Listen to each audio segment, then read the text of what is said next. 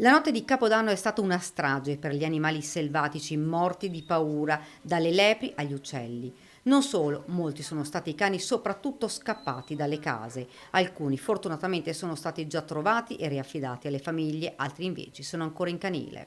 Noi sappiamo purtroppo anche ci sono dei cani che ancora non sono stati restituiti perché le famiglie non sono qui, perché magari lo deteneva un'altra persona, la nonna, la zia eccetera, non conoscendo le abitudini ha sottovalutato la cosa, per cui sta aspettando ancora che la famiglia arrivi. E è la famiglia stessa, quindi il proprietario, che può andarlo a ritirare. Fondamentali sono stati i social, quasi ogni giorno è stato postato l'avvistamento di un animale domestico smarrito e traumatizzato dai botti. Un modo importante, spiega Valentina Perin dell'ENPA, per riuscire a localizzare i cani. In questi ultimi tempi la sensibilità verso gli animali è cresciuta molto.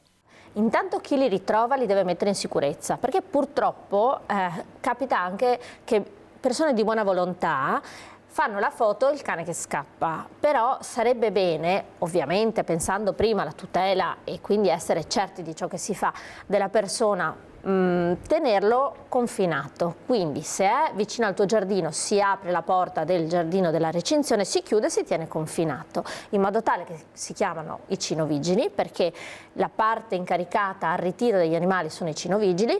Poi postare le foto dell'animale nei social è sempre utile. Il consiglio dell'ENPA per chi ancora non avesse trovato il proprio animale è semplice.